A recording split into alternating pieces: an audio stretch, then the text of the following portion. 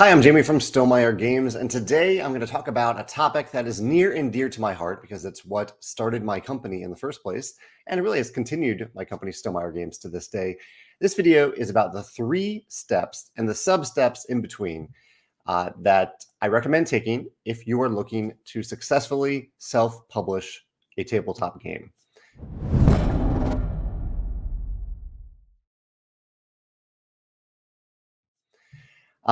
Today, while I talk, I'm going to have some other images on the screen. I'm going to go through in chronological order all the games from Stonemaier Games that we have published over the years, and you'll be seeing photos of early prototypes as I talk about this topic. So hopefully that'll be interesting for you to see those prototypes. I run a company called Stonemaier Games, and this company started back in 2011, kind of officially in 2012. But in 2011, I started to design a game called Viticulture for the specific purpose of putting it on Kickstarter. I was interested in Kickstarter. I was interested in entrepreneurship. I loved game design. I've loved game design for a long time. And I ran projects on Kickstarter for a long time. And I'll talk about crowdfunding and Kickstarter today because I think it is still a really important step and a great step to self-publishing a game. And we use Kickstarter at Stonemaier Games for the first 3+ years, 2012 through 2015. And then we moved away from Kickstarter crowdfunding. Instead, now we make products. After we make them, we announce them and we launch them on our website and we ship them within a few weeks of that. So our methods have changed over the years, but essentially I still self-publish some of my games. All of the games that I design, including Viticulture, Euphoria, Scythe, Charterstone, Red Rising, I co-designed. You'll see some other ones in the photos here. Expeditions most recently, Vantage coming up in 2025. These are all games that I designed and am self-publishing through Stonemaier Games. Why should you take my word for any of this? You shouldn't necessarily. These are all just recommendations, suggestions, ideas from my experience of self-publishing my games and publishing games from other publishers over the years. But mainly this video is focused on someone who has not published a game yet, someone who is looking to self-publish a tabletop game for the first time. And I was in your shoes. I was in your shoes back in 2011 when I started working on Viticulture, when I launched Viticulture in 2012, and when I delivered Viticulture in 2013. So I was in your shoes. I've been there. I've walked through these steps, and I've also watched a number of other creators and learned from them as they've gone through these steps over the last 12 years. The topic today, I'm condensing down to 3 steps and some sub-steps in between. This is a very big topic. This is not something that you can learn everything about it from watching this video. But this video, I'm going to try to touch upon the major steps and the major sub-steps to take, or at least think about as you're going about this journey. And I hope you research them more in detail. And in the description of this video, I include a video, some other videos that I'll mention here, and including here, I include my list of crowdfunding lessons, Kickstarter lessons that I've learned over the years. And a lot of them are about self-publishing, about what to do before you launch a Kickstarter project, what you do during a Kickstarter campaign or a crowdfunding campaign, and then what to do after. Again, this doesn't always have to be about crowdfunding, but I do highly recommend it. I'll talk about that in the video. So that's enough introduction. Let's jump in and get to the topic itself. And I will now start to show some photos on the other screen so you can look at other things just other than just me talking here. This is Viticulture, an early prototype of Viticulture up on the screen. So the first big step is to create a great game. If you're looking to self-publish a tabletop game, creating a great game is the big first step to take. And the first sub-step here is to design, playtest, and develop a game that people want, and to do this to completion or nearly to completion. A few different elements of what I'm saying here. So design, playtest, and develop. So if you're self-publishing, you are taking on several different roles. You are the designer of the game if you're self-publishing your game. I have a whole video about how to design a game. So I'm not going to go too much into detail or really into detail at all about how to do that. But it is not just coming up with an idea for a game. It is coming up with the idea for the game, creating a prototype, playtesting it, iterating on that playtest, learning from it, playtesting again, and so on and so forth, doing local playtests and playtest with people where you weren't there to walk them through it, where they have to learn the game from the rule book and they don't care about your feelings or your opinions. They are going to give you their honest feedback. That is the design, playtest, and development process. Again, I have a video about how to design a game, and I also have a video about how to prototype, playtest, and develop a game. Developing a game means taking a game that is fully designed, that is maybe 80% complete, and making it even more balanced, even more fun, and even more intuitive to play. And even, yeah, fun, intuitive, and balanced. Those three things for the most part. I phrased it here, a game that people want. So this is a key part of this as well. So you're not just designing a game for the sake of designing a game. You're designing something that people actually enjoy playing, something that playtesters rate highly, a game that they say that they want to buy, a game that they want to play again, that they're eager to actually play again. And you may, during this process, you may design more than one game and find that for a few of those games, you are not getting that type of feedback. You may still be learning as a designer, but the key, I think, to successfully self-publish a game is to find a game that people really, really want, a game that doesn't already exist, and that people can't just go and buy right now because there's a very similar version of it that already exists, a game that doesn't exist that people want. And the last part of this phrasing is that people, to completion, that you've already completed the game. So this list is roughly chronological. It is kind of during this greater topic of creating a great game that the completion element comes into play. And I recommend this because if you are completely finished or close to completely finished designing, playtesting, and developing a game before you go to crowdfunding, then you remove a lot of uncertainty for your backers, that you're trying to earn their trust. You're trying to gain their trust when you ask someone to pay for something that you haven't even made yet. Because it allows you, when you finish that crowdfunding campaign or very soon afterward, it allows you to actually go to print with that game instead of adding the uncertainty of when you might actually figure out the design. So I highly recommend getting the game as close to completion as possible.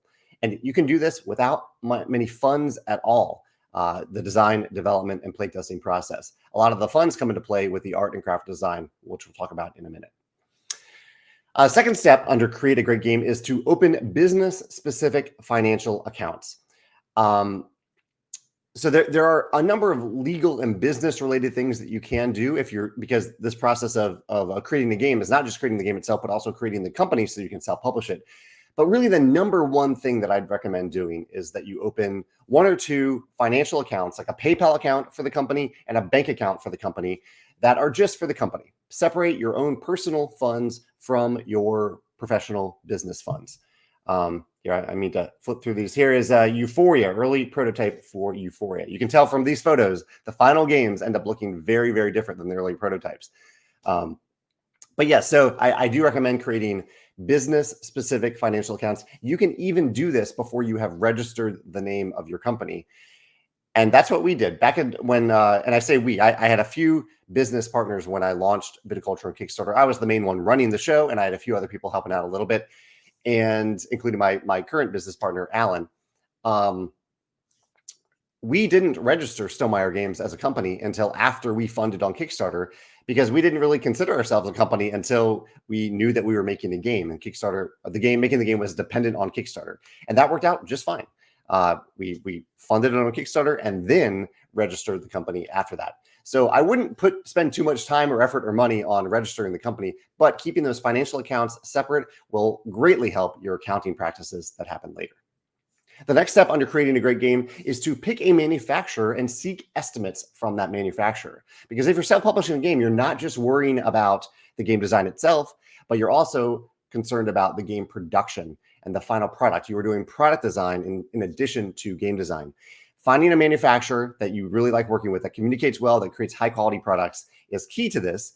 And getting estimates from that manufacturer to see what types of components you can include versus ones that might make the game too expensive, or that you might need to separate into a stretch goal on the crowdfunding campaign, or an add-on that people add on, or a deluxe version of the game that you offer. Figuring out that stuff early and often and thinking about that early and often is really great. I work with Panda Game Manufacturing, and I highly recommend Panda Game Manufacturing. They don't pay me to say that, but I can say that I have worked with Panda for 12 years now, and I've done that consistently because I think they offer consistent customer service, consistent communication, and consistent high-quality products at a reasonable price. There are other manufacturers that you can consider, and I hope you look at more than one, but I highly recommend Panda. The next step under creating a great game is to invest in art, graphic design, and oversight. So these are the three things that can help make your great game that people want also look like a game that people who don't know how the game plays yet are excited about. Art, graphic design, and oversight. So art, find the right artist, There are many ways to find the right artist. You can look at the articles on my website about how to do this. But one kind of overall answer that you might think about is look on Board Game Geek, which is a massive database and massive community, online community for board games and tabletop games, and look at the different artists for games that you like on Board Game Geek. Look at your shelf of games and look at the artists that you like of those games. Those artists are surprisingly accessible. They may not be affordable, but some of them are very accessible and also affordable. So if you see an artist on Board Game Geek that you really like, this is us playtesting Between Two Cities, then you might be able to, you can reach out to that artist and say, hey, I'm looking for an artist for this game. Here's my budget for it. Are you interested? So find a great artist. Find a great graphic designer. Unless you are a professional graphic designer, I highly recommend not relying on your own graphic design skills, because graphic design is not just about the aesthetics and making the game look polished, creating good card frames, creating a great layout for the box and the rule book and the board, whatever you have, whatever the components are in your game, the tiles in Between Two Cities, as you can see the photo here. But also a great artist is about preparing files so that the printer can understand what those files are, and the printer can actually just make those files. Those are two different levels to graphic design that a hobbyist or an amateur graphic designer probably is not going to understand all that well. So I highly encourage you to invest in graphic design. And the last is oversight. Oversight is our copy editors and proofreaders, and also playtesters, but we talked about that before, but largely copy editors and proofreaders who are looking at your files and making them as professional as possible through their edits. So all three of these require an investment. And this is an investment that I recommend making before you launch your crowdfunding campaign, because if you don't have at least some sample art or some established graphic design, and if the rule book that you share on crowdfunding is full of typos, then people aren't going to trust you. So those steps, I think, are really, really important to set aside some of your own money to invest early in art, graphic design, and oversight. Let's flip to a new slide here. Going on to, there's my late cat Biddy sitting on a prototype of Scythe. The last step in creating a great game, in this concise version of creating a great game, is to search for trademarks while not coveting your idea. I paired these two ideas together for a reason. So search for trademarks, because you will need to pick a great name for your game and a great name for your company, and you need to make sure that someone else isn't already using those names for something that is similar to a tabletop game, because you don't want to cause confusion. Legally, you don't want to cause confusion between your company or your game name. So you need to search for trademarks. You can also even start the registration process if you want to. As part of this, though, and I'm going to talk about what goes into crowdfunding in a minute, but I mentioned the idea of not coveting your idea. So you have this idea, you have this game that you've been working on. I highly recommend that you start talking about it. During this entire process, as you're designing the game, talk openly about your idea. No one is going to steal your idea. And no one's also going to steal your execution. It's just not going to happen, especially if you are very public early and often about sharing what you are working on. Because then if someone, in the very rare case that someone does actually try to steal what you've been working on, hardly ever happens. This is incredibly rare. You can then go back and say, oh, I was actually talking about this online. As you can see, 5 years ago, I was sharing photos of it. I was sharing the layout. I was sharing the rule book. You plagiarized this, and I have proof of it because I was talking about it publicly and openly for a long time. So search for trademarks, but don't covet your idea. Don't covet your game. Share it. And not only will it help you prevent someone, in the rare case that someone actually steals it, but it also will help you build a crowd, which I'm going to talk about in a minute, but to help draw people to your game if you actually talk about it early and often. So those are the steps that I want to talk about creating a great game. Let's move on to the next step. Step number 2. This is the step of crowdfunding. And this doesn't just start with when you launch your project. It starts well before that. This is an image from a very early prototype of Charterstone. These are all in chronological order, by the way, of when I created these games, or when I published these games. So under crowdfunding, the first step is to back other projects. Go to Kickstarter, go to GameFound, go to BackerKit, and if you aren't already backing other projects with the intention of learning from them, go do that. Even if it's just for $1, go back 5 or 10 projects for $1 or more if you really are interested in the product that they're creating, the game that they're creating, and back it with intention. That means follow the project closely, read the updates, read the entire project page, go through the reward structure, look in the comment section from time to time, and see what you think the creator is doing that is really clever, and see what the creator is doing that you think is really frustrating. You will learn so much by backing projects with intention. I highly recommend doing this. And I recommend doing this even if you're someone who has backed projects in the past, but hasn't really paid attention to them all that much. If you are going to self-publish a game and you'd like to use crowdfunding, I highly recommend backing other projects with intention. And while I'm talking about this, I guess I should back up a little bit. Here is my little scythe here with my business partner, Alan. Why crowdfunding? This is a pretty big topic here, but the reason I recommend crowdfunding, and I'll hit like the main points in a second, but I think crowdfunding is great for gauging demand and raising funds with less risk than you putting a bunch of your money into a print run of a game that you don't know if people actually want it. So I think crowdfunding is great at that. And I think there are quite a few people who trust the idea of crowdfunding as a way to spend their money to end up getting a great game. There's certainly some trust that has been lost on crowdfunding too, but I think by and large, within the tabletop ecosystem, right now in 2024, as I film this video, it is still a trusted way for backers to learn about games and to support those games and hopefully get those games within about a year. So the next step in crowdfunding is to create a hub and a pre-launch page. Two different things here. The pre-launch page is on Kickstarter or Game Founder, BackerKit itself, whatever platform that you decide to use. There are other platforms too. It's not even just limited to those three. But create a pre-launch page so that when you start talking about your game, and hopefully, again, you are talking about your game early and often, people have a place that they can go to notify them upon the launch. I think that's really important. Creating a hub is also really important. So creating a hub is creating one or more places where when people learn about you or your game or your company, they can go to this place and they can learn more and potentially sign up to learn more on an ongoing basis. I recommend multiple platforms for this, whatever you tend to enjoy the most. I recommend having a newsletter. I use MailChimp for that. I recommend having a Facebook page. I recommend having an Instagram page, all named after your game, but with a personal touch, or named after your company, but with also a personal touch, where it's not just about the company, but it's also about you. You're putting yourself out there you're expressing yourself through this company to people who are following you. I also recommend having a website, of course. I use WordPress for the Stonemaier Games website. And I'll talk about that more in the next step. Let's go to a new photo here. Here's Biddy again, looking at Between Two Castles, the second game. And this is not a prototype. I actually couldn't find a prototype photo for this, but this is an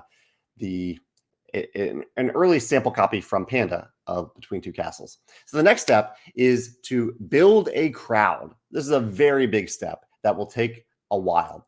And I think sometimes when people hear this idea of building a crowd, they think, oh, okay, I'll pay to advertise to let people know that my game exists. And I think paid advertising is a viable way to generate interest in your game, or at least to let people know outside of your network that you have a game that they might be interested in. But I would highly recommend not relying solely on that. In fact, I think that in a vacuum, that by itself does not work very well at all. I think the combination of content marketing, relationship-driven marketing, generosity, and paid advertising are what works best. This takes time, it takes effort, but I think it pays off. So you have the paid advertising, you have Facebook ads, Instagram ads. I think those work pretty well if designed well. Make sure you experiment a lot and try to find the ones that work well for you.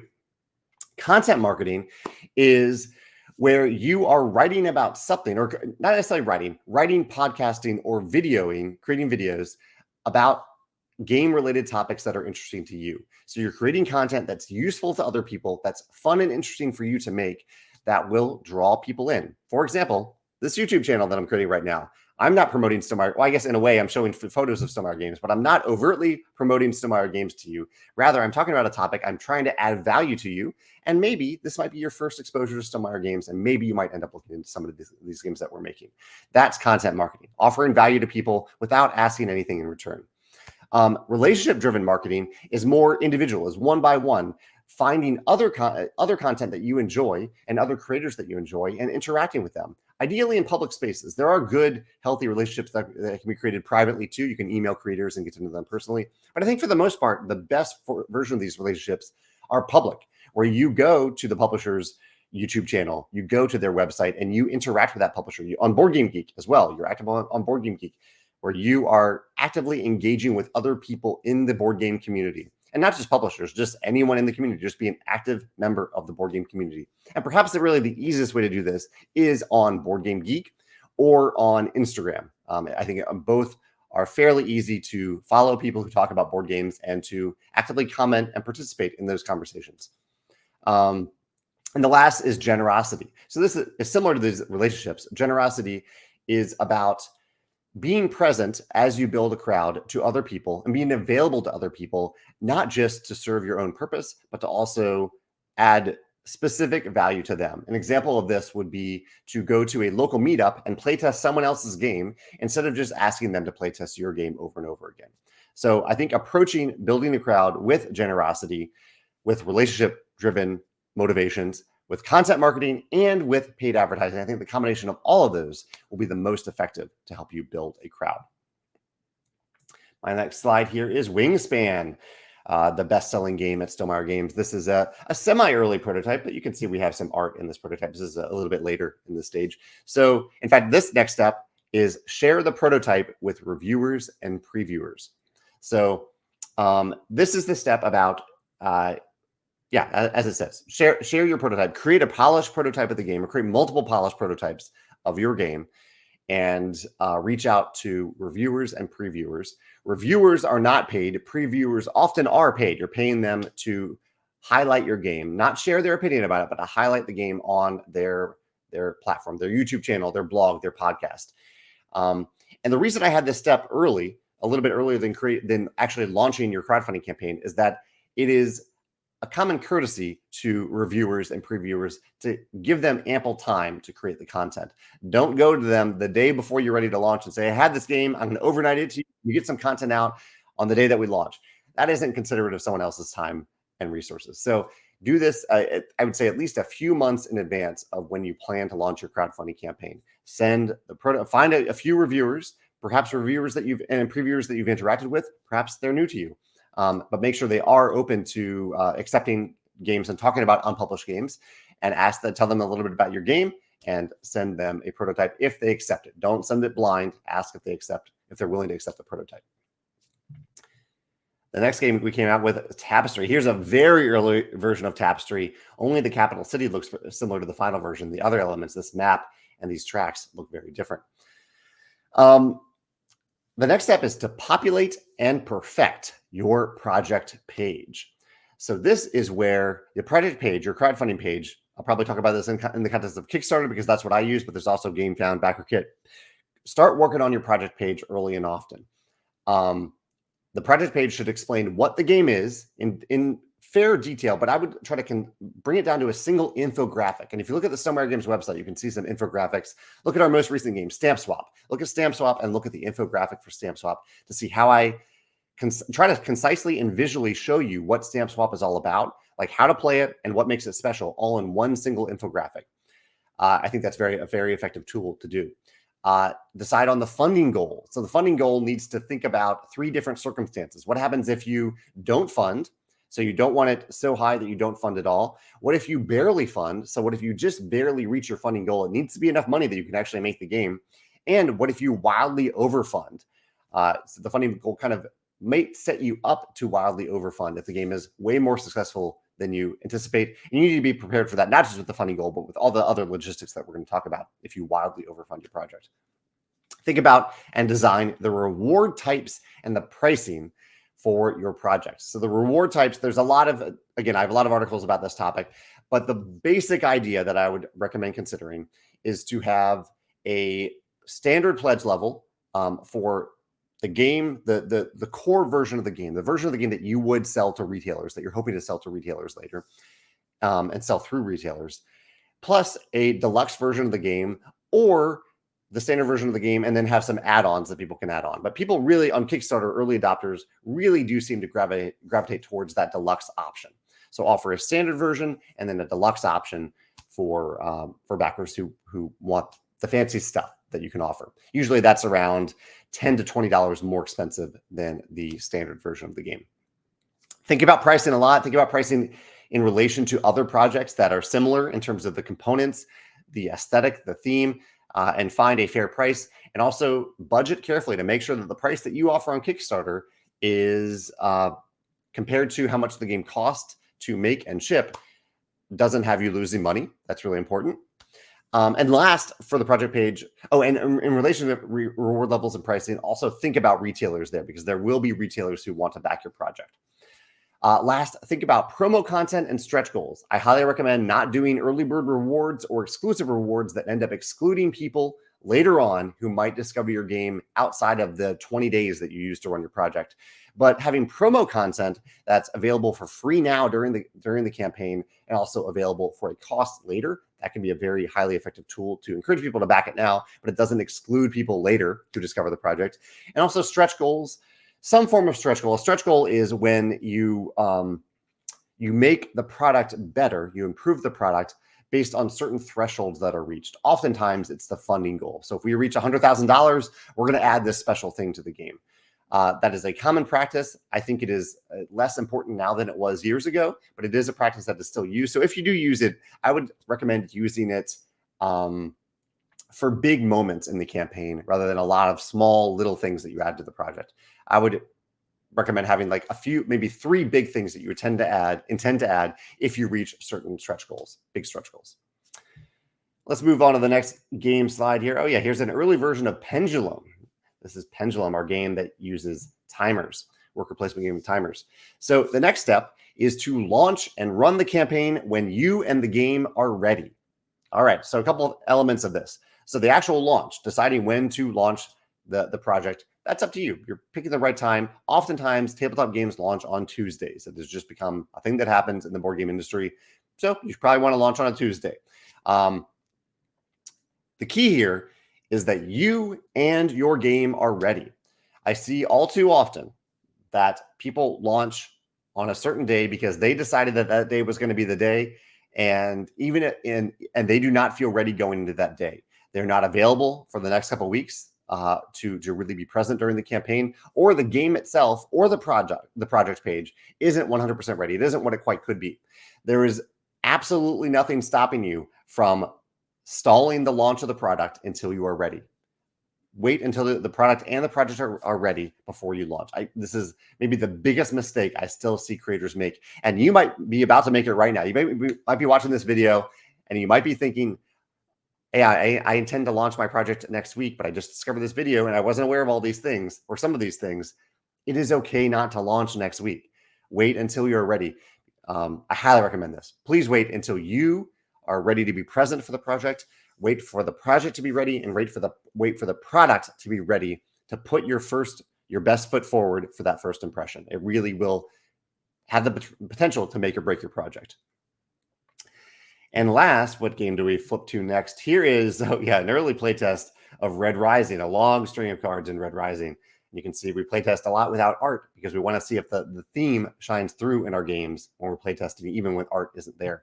The last step for crowdfunding is to put your backers first, to build community, to increase awareness, to improve the project or improve the product and the project, to raise funds, to gauge demand, and optimize shipping. So you hear the term crowdfunding and you think, okay, this is just about the funding, but it really is about so much more about that, more than that. Yes, it is about raising funds to make a product. It is, but it's also about building community with other people. It's also about increasing awareness. Kickstarter, GameFound, crowdfunding, it's a great marketing tool. It's a really great way to get people excited about what you're trying to make. Improving the product. I mentioned having the product nearly 100% done when you launch the campaign. And I think that nearly is a key word because it is nice. I would say it's important to have a little bit of flexibility to get feedback from the most passionate backers who know the project well, who know the product well, who want to make it a little bit better. And they might be able to give you feedback during the campaign to make the product a little bit better. To raise funds, I mentioned that's an important part of this. You are there on crowdfunding to raise funds. To gauge demand, this is a huge part of it. Gauging demand, determining how many first run copies of the game people actually want. And you won't have an exact number. You might have 1,000 backers, but that doesn't mean you should make exactly 1,000 copies. In fact, you definitely need a buffer over 1,000 to make. And you're also anticipating retailer demand a little bit, retailers who aren't backing the project but might want to get it later on.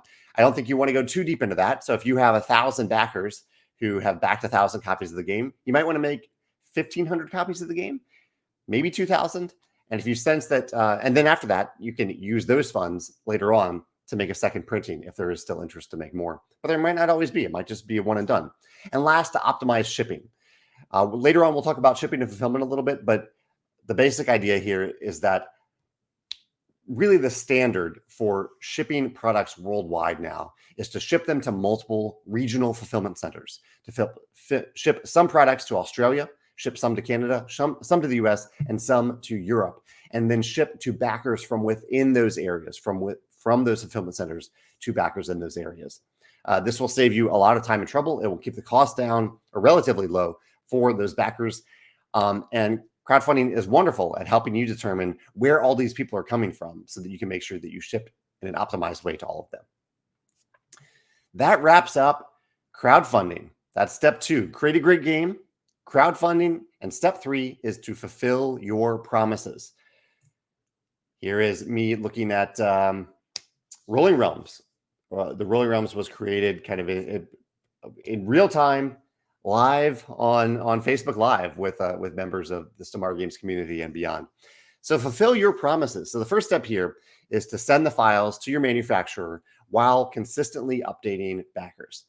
So 2 different elements here. One is to send the files to your manufacturer. So I've mentioned several times here to have the product as close to being ready as possible before you launch. You might be using some of those funds for the rest of the art, like you invested in some of the art and some of the graphic design before the project launch, but you might have some of it to do afterward, and you can do that after the project ends with those funds that you earned from the project. But have the game as close as possible to launch, to print, so that when the project ends, you can relatively soon go to the manufacturer and say, hey, I'm ready to print this. There will still be a long process that follows, probably a 5-month process of pre-production, production, and assembly to actually produce the game. So there's quite a bit of time that follows before you can even freight ship those games to fulfillment centers and fulfill those games to backers. So send the files to your manufacturer. There will be a lot of back and forth between you and your manufacturer to make sure those files are going to be created in the way that you really want them to be created. And during this entire process of fulfilling your promises, please consistently update your backers. Have a pattern where you just say, okay, backers, every 2 weeks, every 3 weeks, even every 4 weeks, I'm going to send you an update about what's going on. Keep them in the loop and respond to their questions and their comments. Creating this pattern of clear, transparent, honest communication, for better or for worse. Not everything's going to go perfectly, but if you keep them in the loop consistently, you will maintain that trust that you were trying to earn. That is so easy to learn, to lose, so hard to earn, but you can keep it here if you consistently update your backers. I highly recommend you doing that.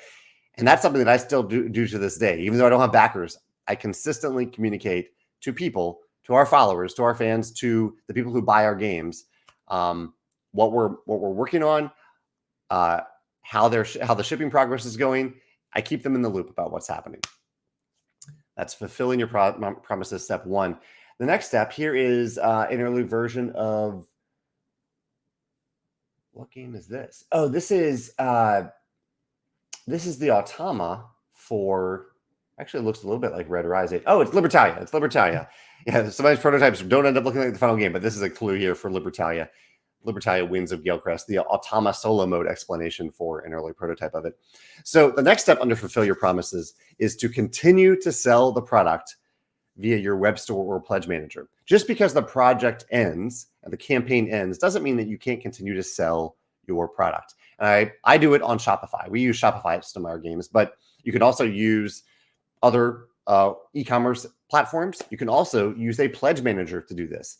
So if you, whether or not really use GameFound for the Kickstarter campaign or the crowdfunding campaign, you can use GameFound as your pledge manager or use BackerKit as your pledge manager to continue to sell the product afterward. I think this is really important because there are a number of people who will discover your product after the campaign, and this is a way for them to get it. So continue to sell your product in some way after the campaign. This is concept art for Smitten, a very simple 18-card game that we made. So the next step is to coordinate with fulfillment centers, which is hopefully something that you've been thinking about for a while. But the real coordination comes during the production process, where you're trying to figure out exactly where to send these games so that the fulfillment centers in these regions that I mentioned, Australia, Canada, US, in the US, the United States, and in Europe, can then ship those games from their fulfillment centers to backers in their region. So coordinate with fulfillment centers. I have a lot of articles about fulfillment on our website where you can go to the ones that I currently recommend. Currently, we work with Miniature Market here in the US.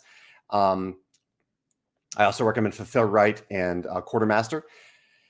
Fulfill Right, sorry if I stumbled over that word. In Canada, we work with Asmodee, but there are also some other good ones. I think Pick and Pack is a good one in Canada. In Australia, we're in flux right now. We're not entirely sure which company we're going to work with in Australia, but we have worked with Eitherworks for quite some time. And then in Europe, we work with Spiral Galaxy in the UK.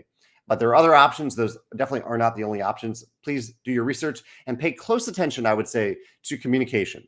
I would not recommend just going by price alone. In fact, I would say price is pretty low on the chain of important things when thinking about fulfillment.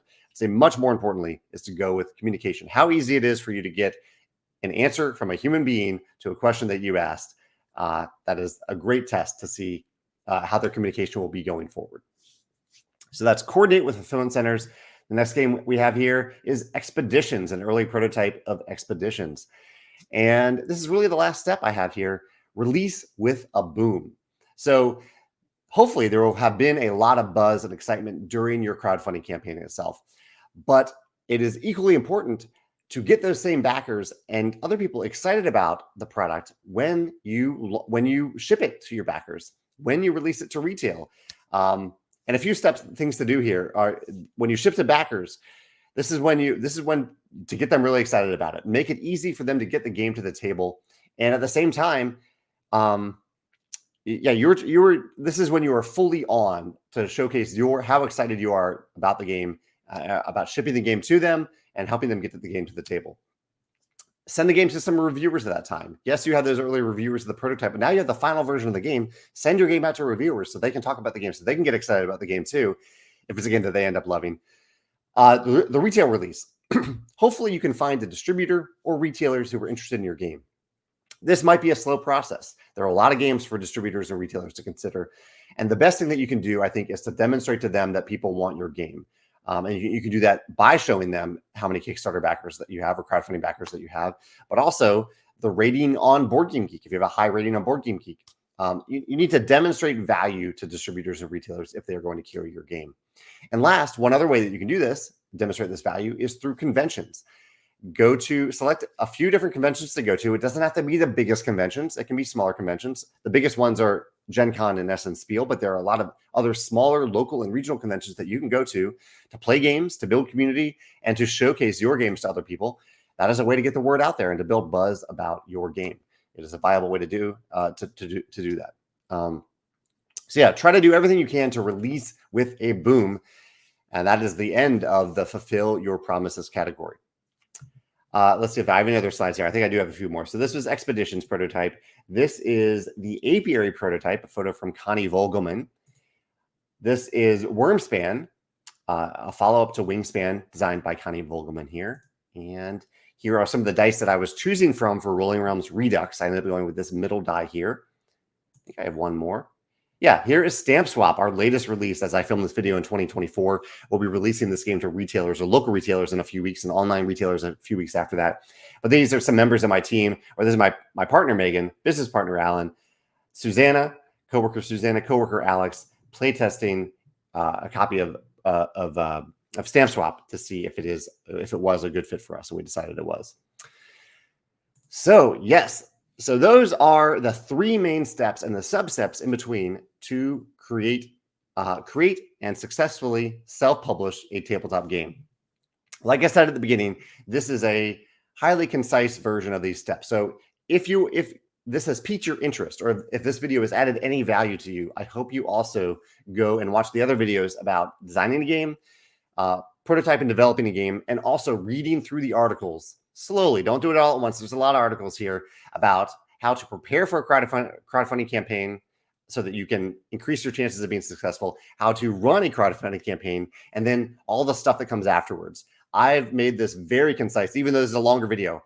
This is a very concise version of all that content, but there's a lot more to learn there. And I hope that your game is worth the time and effort to delve into that content.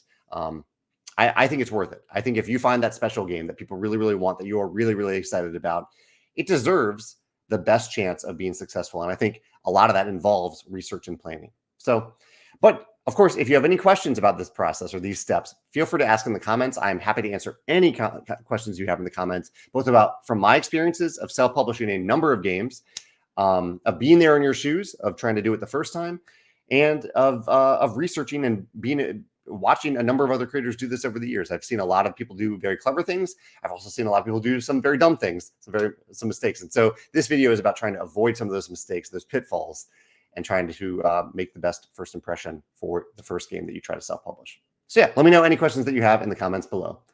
Thanks.